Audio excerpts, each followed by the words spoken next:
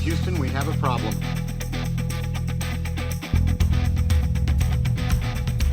Give me all you got! But what I do have are a very particular set of skills. Give me back my gun! I didn't kill my wife! I don't care! Hello, Steve Buscemi, and everyone else. Hey, Steve, and everyone else. Hi, Steve. Welcome to Stand and Watch, the best and only dad movie podcast you can listen to because we killed all the other ones. They don't exist anymore. They're gone. We killed them. We took their microphones, and that's how we got our better microphones that we have now. Yeah, we sold their microphone. First of all, we scrapped their microphones for parts, sold the parts, bought our microphones, started this podcast. Anyway, That's just when you read like 10 things to do to start a podcast, they never talk about how you can kill these competitors and scrap their microphones. yeah, they always say like do a neat like focus in on a niche, do what other people aren't doing a podcast on, but they never say the best thing to do, which is just find out who is doing a podcast on your topic and kill them. Yeah. Yeah. And had we thought about it, maybe we would have taken their RSS feeds and just, grown from there, but we started our own. Yeah. Because we read another how-to list after that. Yeah. I am your host, Matt. And I'm your other host, Nick. Once again, hello, Steve Buscemi. We know you're listening. Steve, we love having you as a listener. It's Big been fan. great. Yep. Your fan mail, we won't read it on the air because you said not to read it on the air, but man, what a fucking letter. Oh, I teared up. And to send it to both of us, because we're not in the same place. We're not in the same place, and you had enough. You had enough of a heart to send each of us our own personal letters. It's really nice of you. And might I add, beautiful stationery. Just wonderful stuff. Beautiful. You got to tell us who your stationery guy is next time we see you. I'd love to have stationery that nice. If I had stationery that nice, I would send people letters. I do like writing thank you notes. Like when I have to thank somebody for something, like I'll usually send an email if I don't have their address or something. But if I know their address, I will do a handwritten thank you note, and I will, draw a heart and kiss it as I put it into the envelope. That's nice. I would just love to have a nice, beautiful stationery with one of those little wax stamps that I have to manually melt down and then stamp it onto the envelope. That's the dream. Every time I see that done in a movie, I want to do it. I'm like, I need like when they pour the wax down and it's piping, it's hot. You can tell it's hot, and then they never like stamp it right away. They kind of do the one side into the other side stamp down. Yeah, and then they always wiggle it a little to make sure you're getting that nice imprint of whatever design it is. Oh, the best. You know what I think would do really well is like a stamp, like that wax stamp ASMR channel. What? No, I think that would a wax stamp, like you hear the sizzling of the wax, you hear the stamping as it goes down. That would be nice. That would be so nice. I might have to look into that. All right. Well, before you look into that, we do have some things to discuss. Like this bomb-ass movie we watched? Absolutely. This might be my favorite movie from the wheel. This might be from this wheel. From this wheel, this might be my favorite. Really? It's beaten up there. It's beaten Breakdown? It's beaten Collateral? It's up there. It might be top 3. Should we rank the wheel when we're done it? Like do a special rank the wheel episode? Yeah. We should. Let's do it. I'll jot that down. Anyway, but we are talking about Crimson Tide, and yeah, I've got the wiki here if you want me to read the deets. Go ahead and read the deets, but before you do, I just want to say, ladies and gentlemen and Buscemi, if you have not seen Crimson Tide, stop what you're doing and go watch it and then come back, because my goodness, what a film. Dare I say, the better 90s submarine film.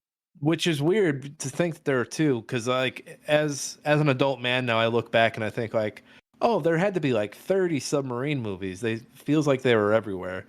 But it's this and Hunt for Red October, right? Those are the two? Pretty much. From the 90s, at least. There might have been. Yeah, I'm sure the 80s was like littered with them. Yeah, there might have been more in other decades, but the 90s, these are the two. And it's always Hunt for Red October this, Hunt for Red October that. And look, I love Sean Connery as much as the next guy, but this fucking rules.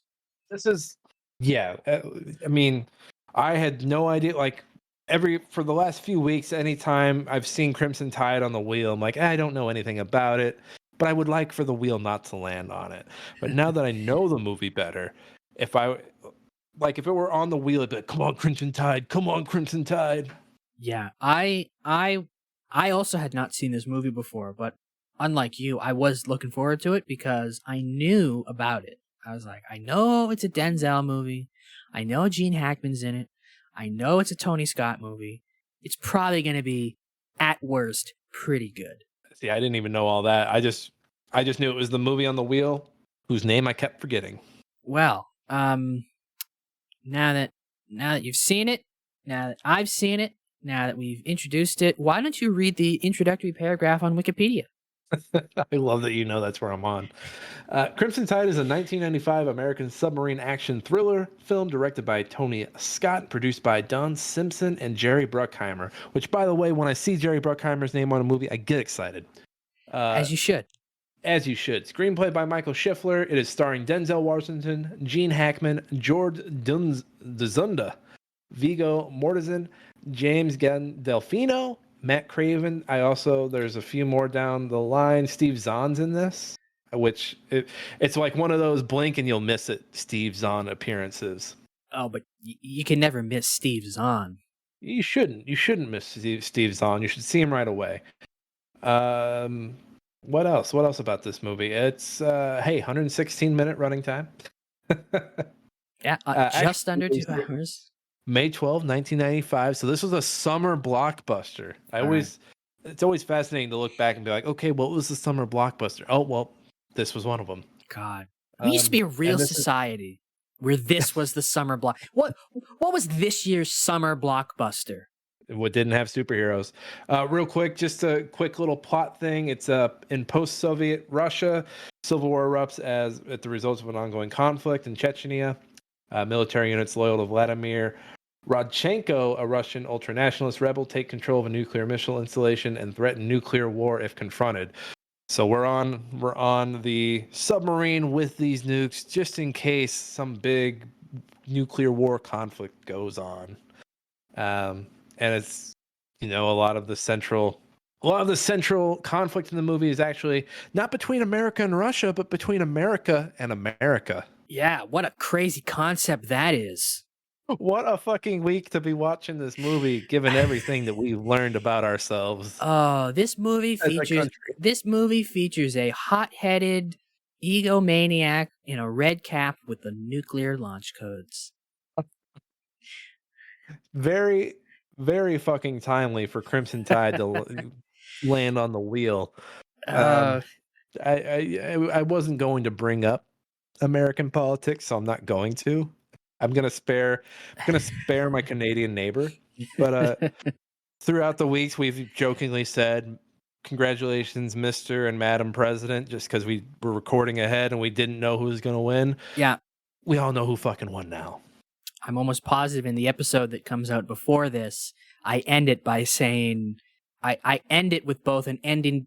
I end it with two endings, one for each of the candidates, and I left both of them in because, I like to sit on the fence like Alex Garland. Expert fence sitter, that Alex Garland. But I don't know. Maybe I shouldn't have. Maybe I should have edited one in, and that would have helped. Maybe I shouldn't have watched Crimson Tide on November 5th. Yeah, you fucked up. You watched it on the 5th. I watched it like a few days later.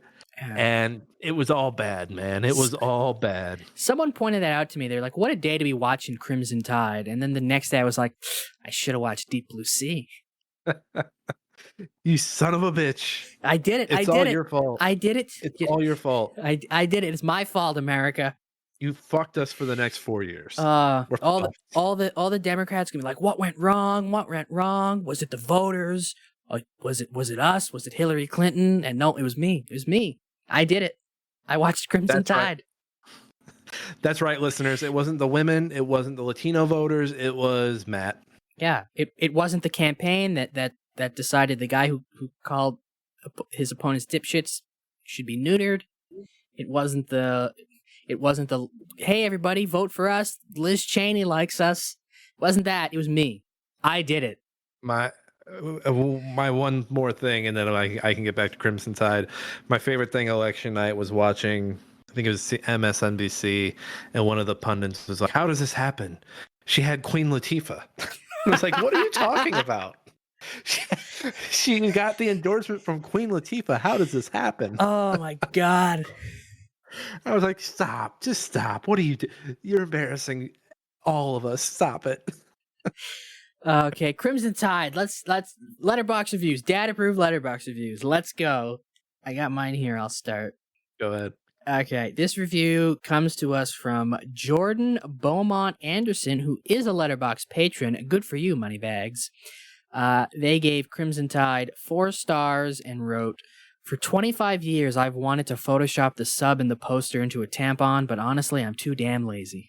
And I saw that one, and as soon as you see that letterbox review, you can't unsee what they're talking about on this cover. No, you can't. You're like, oh, yep. No, you can't. No, you can't. My letterbox review is from Chase, who's also a patron. Good for you, Mr. Moneybags. Gave it 5 stars, and he said the sweatiest underwater movie I've ever seen, which I agree. Everybody is sweating. Yeah, This entire movie. It must be hot in that damn submarine. Man, I got paranoid. Ooh. Like the older I get, I've been like forming this claustrophobia or something because I can't drive with my shoes on anymore. I feel like my car's like crunching in on me with shoes on for some reason. You take your shoes off to drive? I do. Oh my god, I can't even imagine that. I can't, especially since I fell down the stairs and fucked up my ankle. I can't drive with shoes on. Wow. And if I'm wearing tight clothes now, like I just feel weird. And it's not like I'm wearing clothes that are like too small for me. I don't know. I feel a tightness. I don't like it. So this whole movie was kind of a bit much for me because they're in these small confined spaces. I felt for the dog. There's a dog running around on this submarine, and I was like, yeah, which is just a ridiculous detail that I'm so glad they included. Yeah, and the whole movie is like, get that fucking dog out of that sub, and he needs the fresh air. He doesn't need that recycled air, you guys. That pressurized recycled air you guys have been getting for the last And where does he shit? Well, they kind of answer that when he pisses. I know, but like, hallway. but like, does he just shit in the hallways too? Like. Well, where are you gonna put do submarines have like how like airplanes? That's true. Store it and like. I mean, they have to have some waste disposal, right? Right. They have toilets. I feel like right. They must. I would hate for them not to. I could never be on a submarine. No, I couldn't do it. I was on a cruise and I didn't like it. I'd hate to be on a submarine. There's nothing to do. It's boring. Yeah. It's well lit, but it's boring. Yeah, you know what's not boring? This awesome movie. This movie's fucking great. I thought this was just going to be like a middling 90s action movie, but no. I was interested in the characters. Forget the fact that I don't remember a lot of their names, but the central conflict between them, the fucking I don't think they used CGI for the subs in the underwater shots. I think those are miniatures, right? I think so. They look like miniatures. They looked really fucking good. I mean, there were a few that they changed out for quick CGI, like when there was an explosion. Yeah. But every time they popped up, I was like, this looks amazing. Like, more miniatures in movies, please. Yeah, man. Like, listen, I'm not one of those all CGI looks worse than practical effects guys. But a lot of the times it looks worse than practical effects. Yeah, and I get it. You're doing CGI to save time, but stop it. Stop it. Get help. Yeah, get a miniature. Build a set. Miniature. Build a set. Have lights with colors. Oh man! Now I want to. Now I just want to watch a bunch of movies that use miniatures.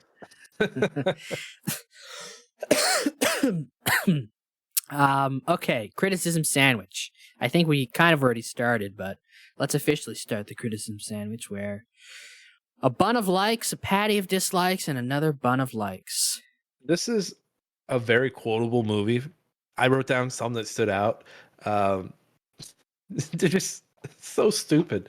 I don't trust air I can't see. Yeah. Says says Gene Hackman as he's smoking a cigar. Oh, the conversation about horses. Conversation about horses. The first one, the second one, and then the last one. Just that through line of the horses.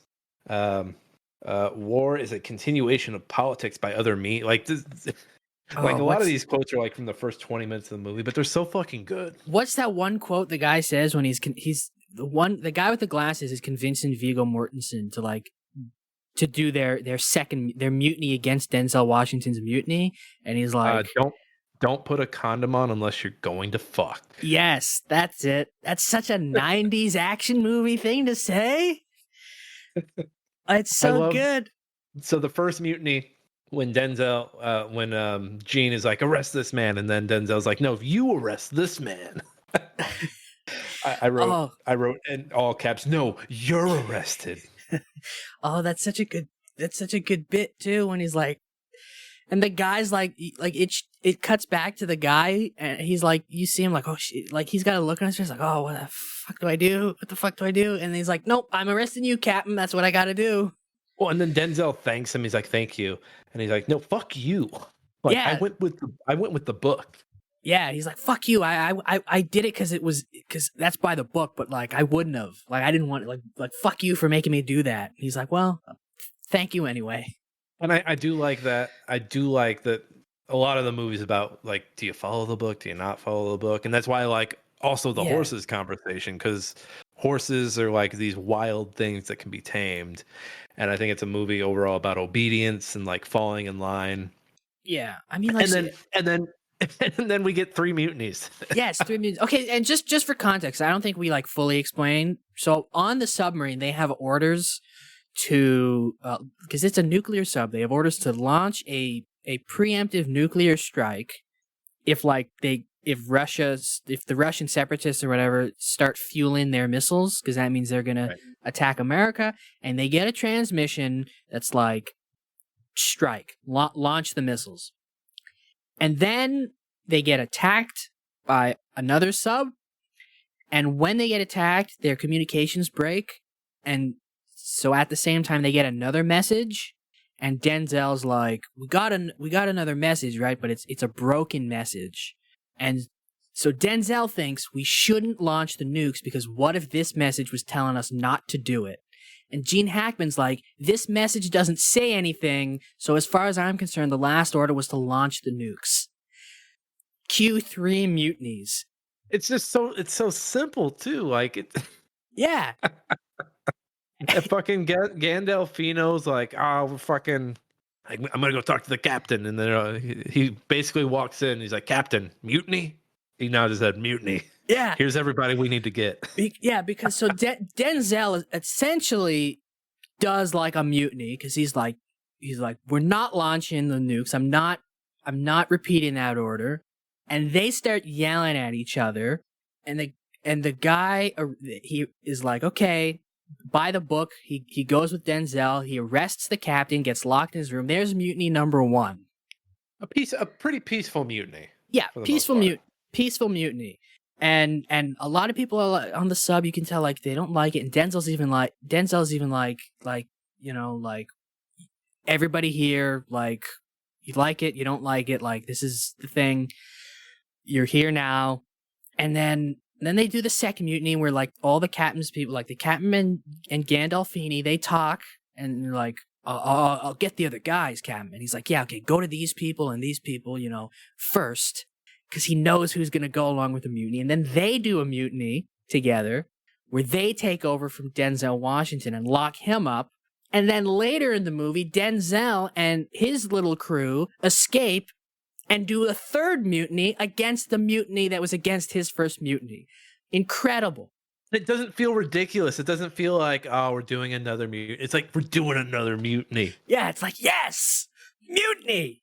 Let's fucking go. It's mutiny time. Oh, just, yeah. And like, yeah, it's like a lesser movie. It would feel exhausting. Like, another mutiny. But this, it's like, yeah, do the mutiny. So I have a question. I have a question. Yeah. And maybe some of our military listeners or people who have been on submarines know, why are there guns on a submarine? Is that in case you get boarded? Like, why do we need guns? I'm going to assume it's in case you get boarded. Okay. That's my Because they pulled out the assumption. guns, and I was like, "What the fuck? Like these are your fellow seamen. You're gonna shoot your fellow seamen?" I mean, listen, shooting I mean, semen is a long traditional pastime from lonely military men. yeah. So you mentioned the conversation about horses. The second time they talk about them, I forget the exact name of the horses. Lip Um, Lipinzar, Lipinzi. They're from something. Bulgaria, or they Sicily or Bulgaria. Like they're arguing over the place, and Gene Hackman's like, they're pretty obedient horses, and they're all white, and like it gets very like it gets very heavy handed. But then Denzel shoots back like, no, they're from Sicily, and like they started out black actually, or Yeah, most of them start out black, and then they a- were bred to be white or and something then like and that. then Hackman goes like, "Huh, I didn't know that," but they are from Portugal. He says Portugal. Portugal, He's Portugal. like, he's like, "Oh, I didn't know that." Like like you're like, "Oh, okay, this guy's pretty." He's like accepting Denzel's counter argument, but they are from Portugal. Do you think that was a Tarantino punch up? Maybe It does feel Tarantino esque. it does. Yeah, so we didn't mention it up top, but the movie, the writer, it's credited to Michael Schiffer, but Quentin Tarantino reportedly came in and did some rewrites, and so I there don't are know if lines in there yeah, about Kirby having the best Silver Surfer. Um, yeah. Denzel makes reference to Star Trek I don't know and how comparing it to the many. submarine. I don't know how many like rewrites he did, but he definitely punched up the dialogue. Right. That's the horse stuff. Once I like remembered Tarantino had done stuff on this, I was like, oh, the horse conversations feel like something Tarantino would have in there, just because the back and forth of it, and the I didn't know that, but they are from blah blah blah. Yeah, but it's just listen. This movie, and there's a lot of great things about this movie, but just to boil this movie down, it's two of the best, most charismatic actors to ever grace the silver screen. Just going at each other, just yelling at each other, and arguing with each other. It's incredible. I could watch them read the phone book at each other, and I'd be entertained. We're mutinying. No, we're mutinying. Yeah. Just even It's from that, just it's just great. From the first time Hackman even yells at Denzel, and like you see the look on Denzel's face, like, okay, that's how it's gonna be.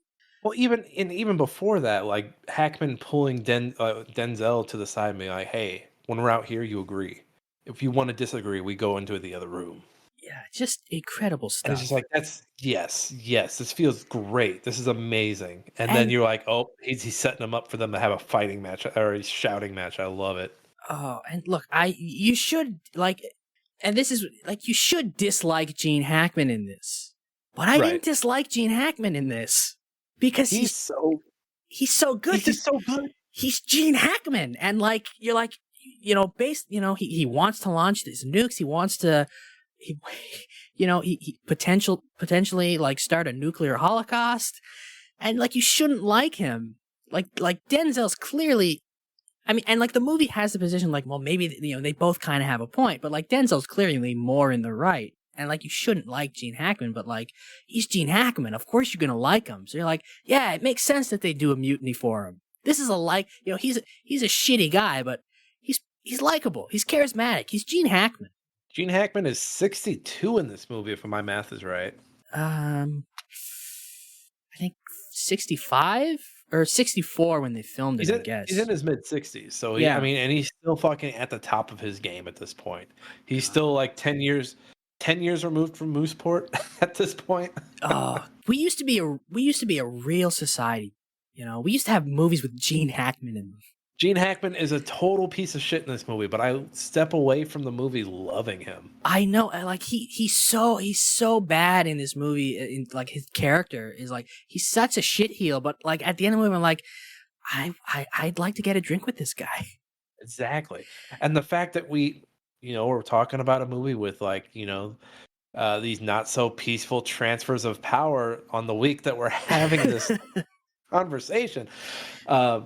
Man, it's just so good. And then the movie ends, and obviously Denzel. I mean, you still think of Denzel as a good guy, but you come away still liking both of these men.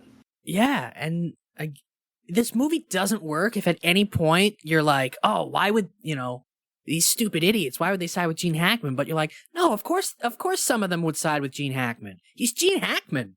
Right. If like Gene Hackman was like a wacky, evil cartoon villain in this, like you'd be like, why are they following the guy that just put a lit stick of dynamite in his back pocket and doesn't realize it? Like, why are they following the obviously like douchebag, evil, like American like caricature of an American general? Like, why would, right? But you're like, oh no, of course they're gonna follow this guy.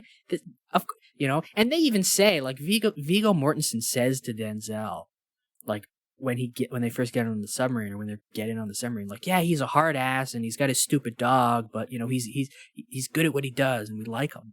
Like, yes, of course you like him. He's Gene Hackman. He's got all the charisma of Gene Hackman. What is this? A complex, somewhat likable antagonist? Marvel, take notes. Yeah, man. My Letterboxd review was like, I'm not one of those people who say old movies are better than new movies, but old movies used to have Gene Hackman in them. And I stand by that. Old movies did used to have Gene Hackman in them, and that makes them just a little bit better than new movies that don't have Gene Hackman in them. So do you have anything negative about this movie? I do have a couple of things. Let's hear them. All right.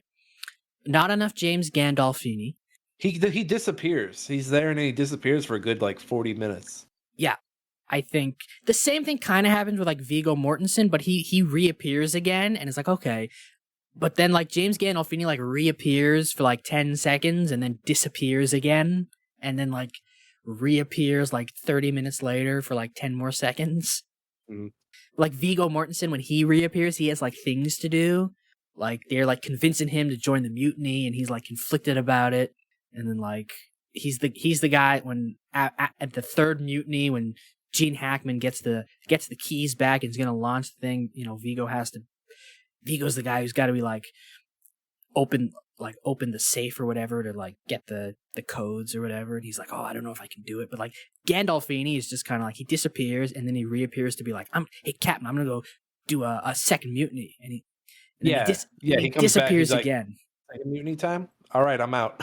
Yeah, he comes back. He's like, mutiny time. Yeah, and then like he gets the one guy on board for the mutiny, and then that guy becomes like the main guy getting everybody for the mutiny, and it's like, oh, so James Gandolfini like is just gone again. He's just there in the background. Like, I want more James Gandolfini. Yeah, he's great. He makes fun of that one big. He makes fun of the one big guy. It's like, James, you're just as big. What are you doing? Yeah. I guess that's more of a nitpick though, I guess. But still, give me more James Gandolfini. We were ragging on CGI earlier. There is one bad bit of CGI with like the explosion. Yeah, when they get attacked. Where they get attacked and there's an explosion and then there are holes taken on water. The explosion just looks bad. Like, it's very like jarring because every other sub shot has looked amazing, and then you see this and you're like, oh, ew. It's a very mid 90s CGI explosion. Right. It didn't take me out of it. It was just like, oh man, no, stop. The ending has a thing where they're like in a, I don't know what it is, a tribunal of some kind. Is it called a JAG? Is that where that show JAG comes from? I don't know, but like they're before like they're the Navy higher ups, I guess, who are assessing the situation, and the Navy guy's like, listen, you were both right and you were both wrong. And I'm like, glad you're saying this because I'm. No, like I don't like that at all. You don't need that. And like, here's the thing: it doesn't end there. It continues for a bit, and the stuff after that with Denzel and Hackman is good. But I don't need to be like, you were both right, you were both wrong stuff. Like, just let one of them be wrong. You know, Gene Hackman was wrong. He was not right. I know we like him because he's Gene Hackman, and you can make the argument that during the movie, like, you can go, well, you know, he's making some good points, but like in the end, no, he's wrong. He's wrong, and Denzel's right. They're not both right. They're not both wrong. Like, right. You don't need that tribunal. That line just drove me fucking nuts because it's of course they're gonna say that to Denzel. Of course they're gonna say that to the younger officer who was right. I saw that and thought it was more of a them saving face for Gene Hackman's character. But then, yeah, that line is dropped because I remember I texted you as it was dropped. It's like, this is bullshit. And then almost immediately they're like, hey, Gene Hackman is retiring. And actually, Gene Hackman recommended you, Denzel Washington, to get your own sub. So I know we said you're both wrong and you're both right and you're both wrong. But if you want to be mad about that, be mad. But you're getting a sub, bro. Yeah, in the grand scheme of things, it's such a throwaway line, but it's such a bullshit thing, and you don't need it, right? You can completely get rid of that bullshit. And just be like, because in the tribunal, he's gonna the guy's like, we've made our decision or whatever, and Denzel's like, without my testimony, sir, and he's like, you got a problem with that? And he goes like, well, it depends, right? And it's like you don't need that. You were both right and you were both wrong, because at that point you can just be like, well, Hackman has recommended you to get your own sub, and we're gonna let him resign. We're gonna let him resign with some dignity and take an early retirement instead of firing him for his lunacy. That's all you need. You don't need to be like, you were both right, you were both wrong. Get out of here with that. I think that's the older generation, though.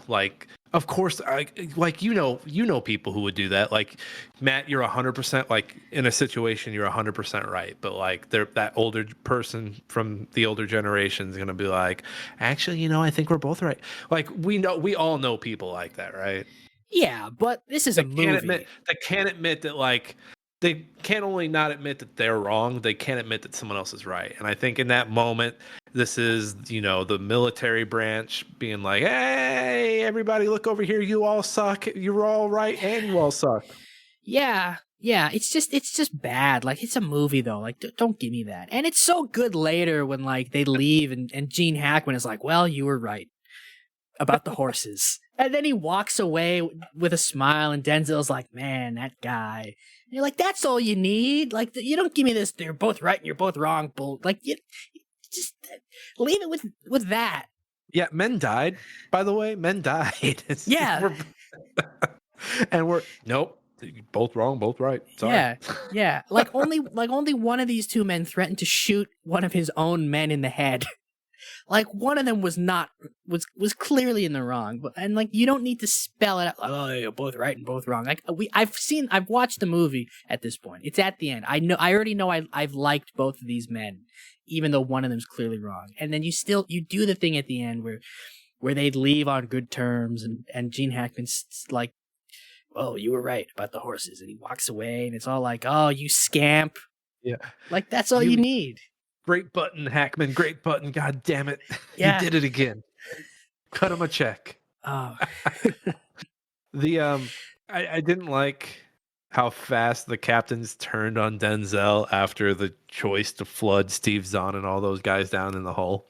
Just because that is a decision that Hackman would have also made. Much quicker, Hackman, too. Much quicker. He would have been like, yep, close that shit up. Yeah. If it were Hackman, Steve Zahn is one rung away from being out. They're like, nope, shut it. Say sorry to Steve. Yeah, Denzel gave them time. He gave them as much time as humanly possible before he had to close them in. Yes, and so them turning on him for that, I was like, "Are you fucking kidding me? Come on, Hackman would have personally put his foot on someone's hand and be like, close the door, they're gone." Yeah, he would have grabbed an assault rifle and pointed at the guy's nuts, be like, "You close that, or I'm shooting." Exactly. Oh, so I was a little peeved at that. Yeah. This is like a minor nitpick, but I think it does take a little. It takes a bit to get going into the main conflict of the movie. Yeah.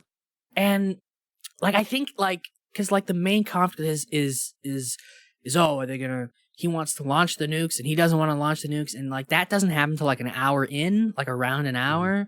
So I did find I was checked out early on, because when they're running the simulation and the chef dies, or the guy in charge of the captain of the mess. Yeah, Paul or whatever it is. When he died, I had to rewind it because I was like, "Wait a minute, what did I miss?" I remember the fire and them fighting the fire, but what's going on? Yeah, it takes a bit to get, and I'm calling this a nitpick because in a lesser movie, I'd be really annoyed. about how long it takes it takes a bit to get going, and it takes longer to get into like the main conflict.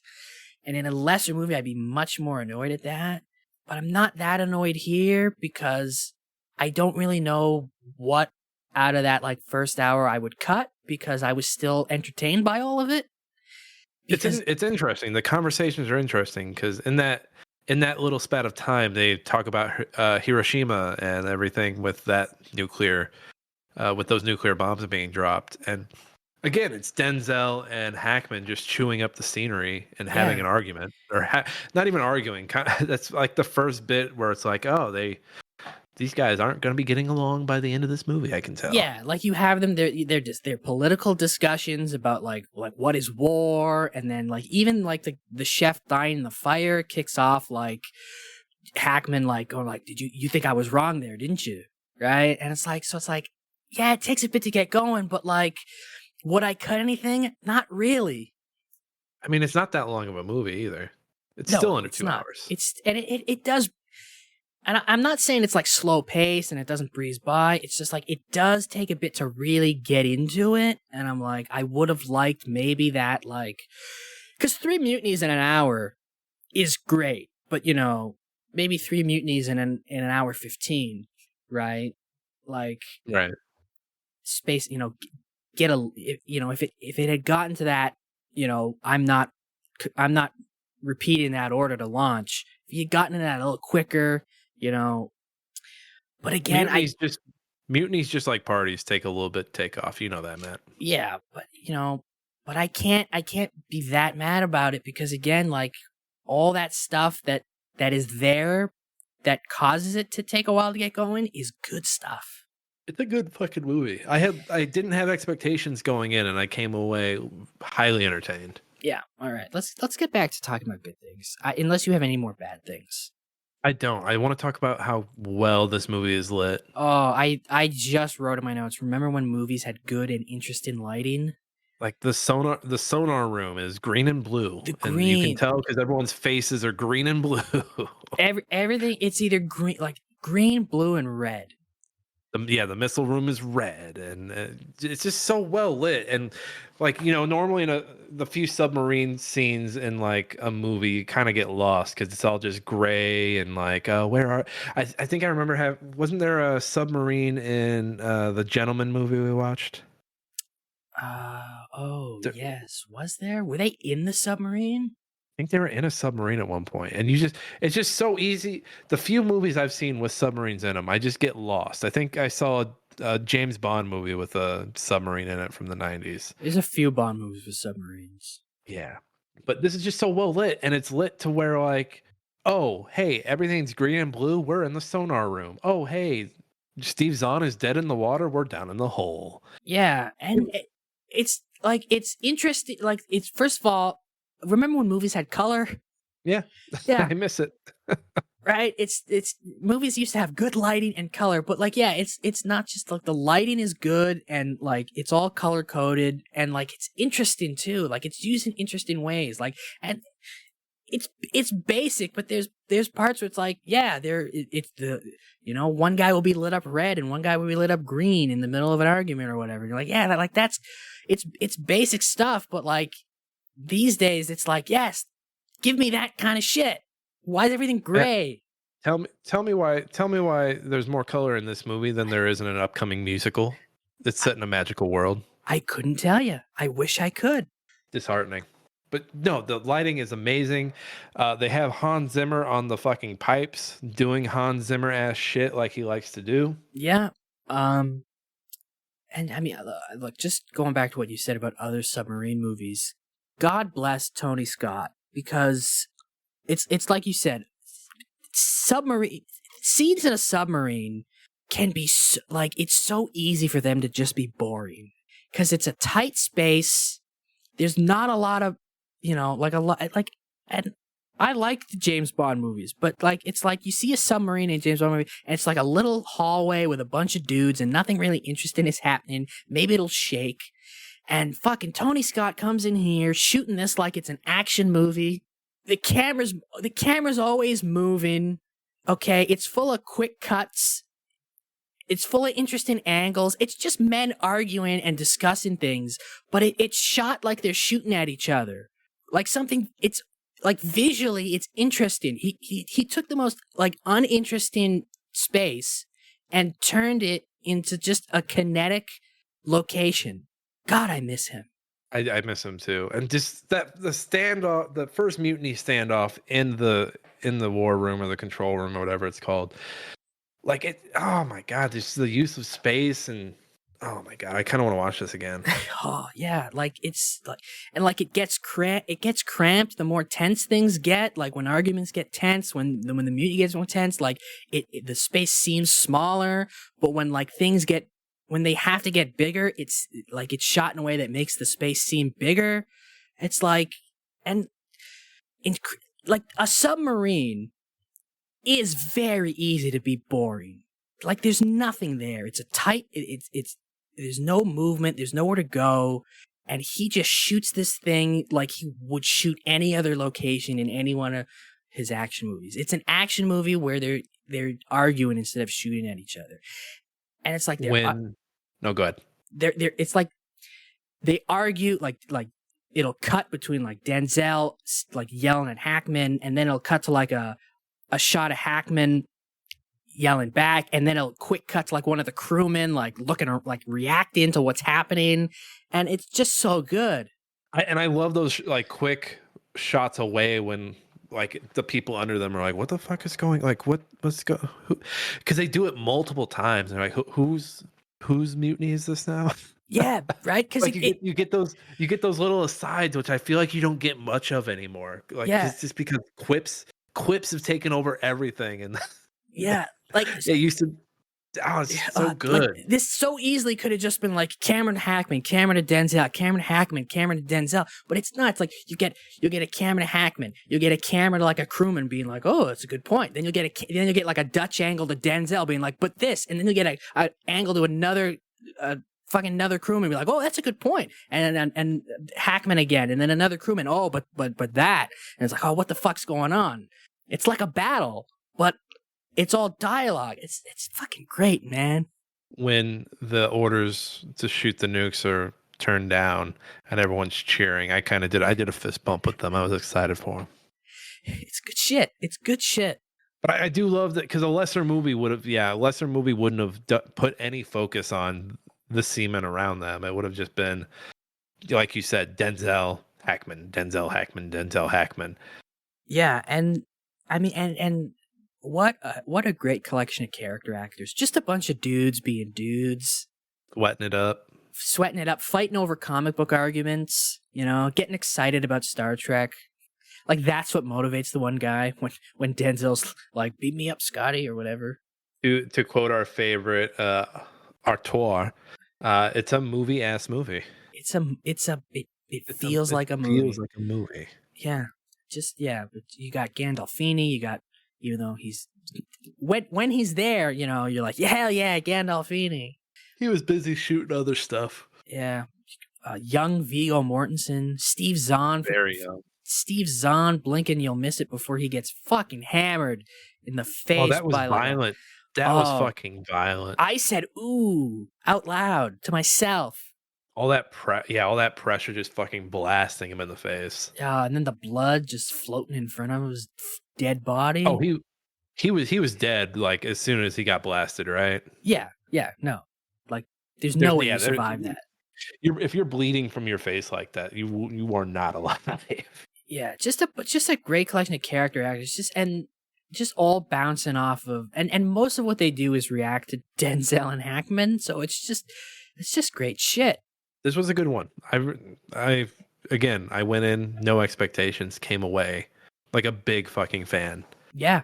And really, really sad that Tony Scott's no longer with us. Oh, same. Listen, this is our first wheel. He will be covered a lot on this podcast. Oh, he's going up on the wheel. Oh, absolutely. More wheel for him. What do you rate this? I think I'm going to match my letterbox. I'm going to give it a 4. I'm giving it a 4.5. Okay, we're pretty close. We've been getting further and further away from each other, but this we're Have glad we? to see us coming. There was the one last week. Field of Dreams? Maybe I changed on Field of Dreams, so maybe it was the one before that. I don't know. These are starting to blend together. Field of Dreams. I feel like we both liked Field of Dreams. We both didn't like Men. We need an Excel sheet. I gave. I mean, I know you gave Men like a 1. I It gave was it. rough. Yeah. I gave it. I gave it. I think I gave it a 3. So I guess that's kind of. I gave it a 3 or 2.5. I don't remember, but I guess that's kind of far. I feel like the furthest we've split so far is still Ambulance. Yeah, ambulance. Oh yeah, ambulance. So maybe we've just been on the same path lately. We need an intern to keep track of these. If you want to intern for us and do an Excel sheet, that would be your only job. Like, what's my job? Excel sheets. Yeah. Okay. So we got a 4. We got a 4.5. But is it a certified? This is easy, right? This is like a. This is 100% dad movie. Yeah. This is 100. 100% dad movie. 100, right? First of all, Submarine. That's at least a 50. Submarine. You see the cover and you're like, oh, what is this? Hunt for Red October? No, this is Crimson Tide. Okay, just as good. Yeah. You see Denzel. You see Hackman. You start the movie. You see all the talking and chit chatting. You see the no nonsense Hackman fucking giving it to fucking Denzel, and then getting on the radio yelling at everybody like, I hear that morale is down. Tough fucking titties. Yeah. Yeah. Oh, 3 mutinies. 3 mutinies. 3 mutinies. Not one. One mutiny, that bumps it up like 10%, right? You got 3 mutinies here. Most dads sit down for 1 mutiny. You're getting 3. Yeah, you're getting 3. Yeah, this there's nothing here that a dad's not gonna love. 100 is 100% a dad movie. Yeah. This is our second ever 100%, I think. Well, what was the first one? I think it was Field of Dreams. 2 in a row. Yeah. 200, 2 in a row. 200% in a row. Who saw that happening? Not me. Yeah, look at us. Look at us. Look at us. Yeah, 100%. There's nothing in here dad's not gonna like. Dad, you could corral dads into a room like cattle with this on the television. They will watch it. Offer them each a chair and they won't take it. They'll watch the movie, but they're not taking those chairs. They'll be like, all right, I'm just going to stand here. They're going to stand there. They're going to watch I've got it. something to work on. But you know what? They're going to pat each other on the back and fist pump when he goes, do not launch. You know what'll be fun when you eventually become a dad? It'll be fun to return to some of these and see you reenact, like see you actually see if like it's a movie that you're going to sit down. You know what I mean? Listen, I may not be a dad, but I've caught myself standing up to watch some things. But then when you're a true dad, then you'll know. Then I'll know. Then you'll know. You're living vicariously through myself and your father. It's true. I am. I watch movies and I go, oh, would my dad stand to watch this? Yeah, I'm going to stand up for a bit. You're sitting on a chair and you're like standing up, like no, just going up and down, like trying to decide. I'm standing up in my head. You'll be there one day. Don't worry. Okay. Unfortunately, it's time to get a little negative. This was a tough one. So yeah, we're doing the negative Nancy's. This is where we go and pull a goof from IMDb and just shake our heads at the idiot that took the time to go and write these. Yeah, this one was a little tough. I wish Tougher. that IMDb showed the username of who submitted these goofs because I really want to like publicly shame them. Right. This one was tougher because there's a lot of military stuff, a lot of sub stuff. Yeah. So like, if someone's like, well, a submarine wouldn't do this, I don't want to be like, oh, you know what? This guy probably has been in a sub. Probably not, but there's a chance. I pulled one. I forget what the category was, but I'm going to read it here. When Captain Ramsey goes back to his room after losing command of the ship, he starts going over LT Hunter's service records, which lists the naval bases he was assigned out of in the past. One of the naval bases listed is Groton, Connecticut. They mistakenly abbreviate Connecticut as CN. The correct abbreviation for the state is CT. just a dumb little like. Oh my god! Some intern on set who typed that up. made the mistake, and now some asshole on the internet's like, it's CT, not CN, you guys. I can't imagine watching this movie and being like, hey, wait a minute. Fuck. They got that wrong. Like, what? No. What's wrong with you? Leave the set designer or the intern or whoever typed it up alone, man. Come on. Get over it. And you know what? A character in the movie could have messed it up. You know, there could have been someone typing up someone's record and accidentally typed in CN. U.S. military's not chopping your hands off for fucking spelling typos. Yeah. Oh, shame on you, person. Shame on you. All right.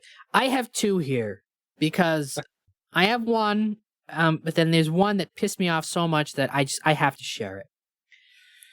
All right. You got. This is my first one. When Ramsey yells at Hunter in front of the crew, he could have been detained right there under UCMJ Article 133, which is conduct unbecoming. When he strikes Hunter at the end, he would have been immediately detained under UCMJ Article 128 for assault. You know, this one I'm not completely mad at just because they're using the actual article stuff. I thought about that. I thought, well, seems like this person's just being like, well, that's an... But here's the thing. This is a fictional movie. And fictional movies are meant to be entertaining and enjoyable. So, what would have been an entertaining, enjoyable movie? If he had been detained right there and that's it, Hunter's in charge now, no more mutinies, or 3 mutinies? I would have loved it if, Ramsey, is unbecoming. And a character in the background's like, under UCMJ Article 133, you are now under arrest, sir. Yeah, like, I can appreciate that, okay, you're probably being like, oh, well, under real military rule, he wouldn't be able to do that. But, sir, this is a movie. It's a movie. Shut up. Movie-ass movie. Shut up. Let me enjoy my 3 mutinies.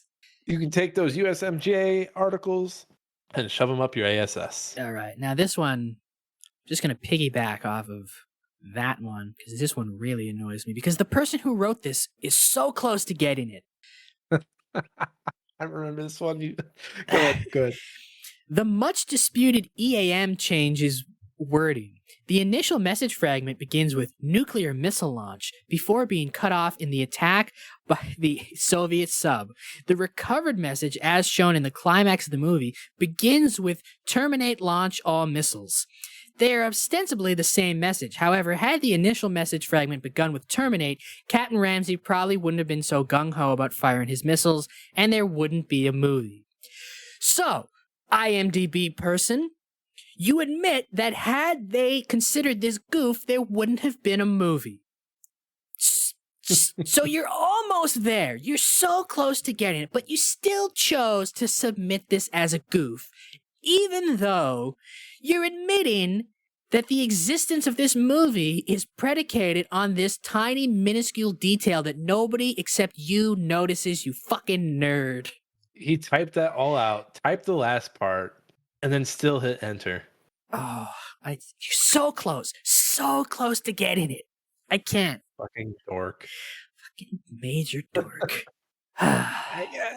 These IMDb guys, like Letterboxd, I'm starting to understand. Like, hey, it's cool to like have a review, and if you want to be funny, whatever. If you want to like actually write your critique, go ahead. IMDb, I'm like, what are we doing here? Yeah, what are we doing? Have you ever seen a movie?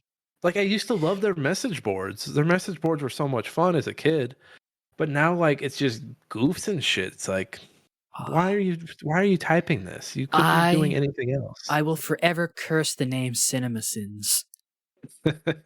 Like, you don't see people going on Steam and like going onto a game's Steam page. No. And like typing out like, oh well, when, and this is a bad example, but Mario, when he jumps on a Koopa in this area, the Koopa doesn't react. Why is nobody's I take that back. I take that back because I've seen those I take it back because I've written some hard drive articles where some asshole in the comments is like, this spelling's not good, this thing grammar wise, blah blah blah blah. So you know what? I'm sure there are these people in every fucking corner of the fucking every medium. Yeah, but It's just the worst. Just the fucking worst. Get better. Get better at watching movies. You're not good at it. It's a simple activity, and somehow you fail. People read your stuff and roll their eyes, my friends. It pains me They how many roll 'em. likes some of these goofs have.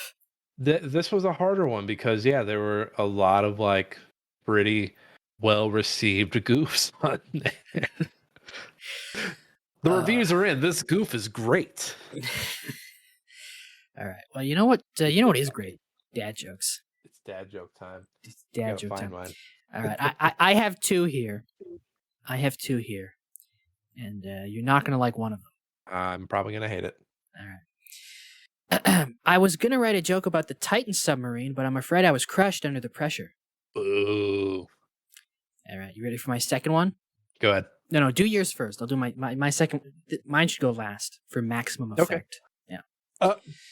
Coming into Crimson Tide, I thought this movie was going to be subpar. All right. What's the first step in destroying democracy? A crimson tide. Thank you. I'll be here all week. Try the veal. You can just end the episode right there. I would, but we got to spin the wheel. Spin that. Spin that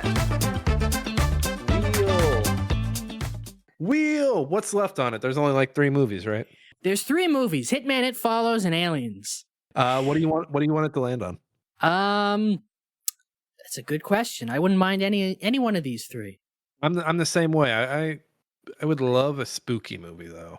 So It Follows is probably my number 1. All right. Then I'm gonna say I want it to land on Hitman, just to counteract your spookiness. All right. No All right. spookiness for Matt. Let's go. Spin the.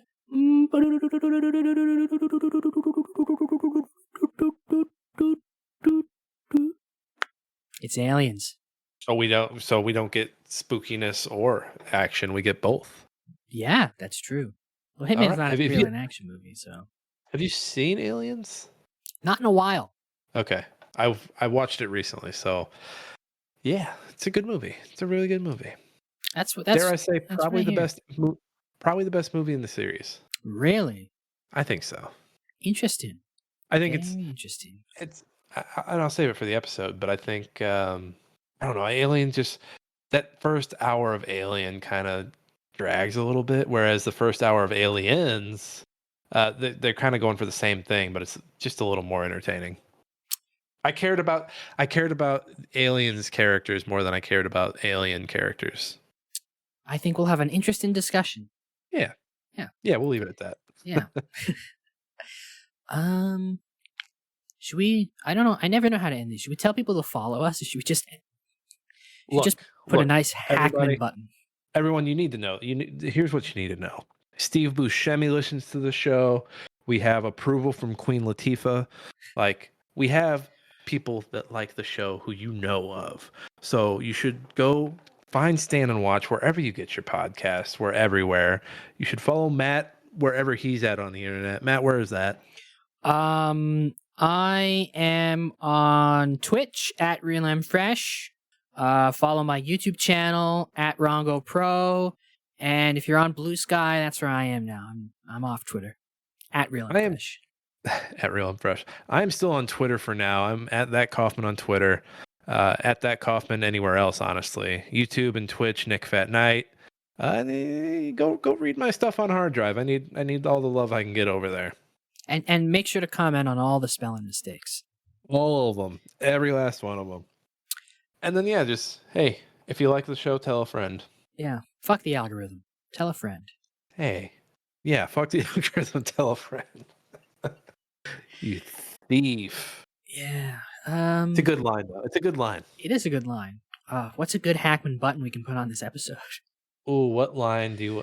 hold on, I have a bunch written down. No, you're arrested. That wasn't actually a line. He wasn't the good don't put a condom on guy. Most eggheads want to talk it away.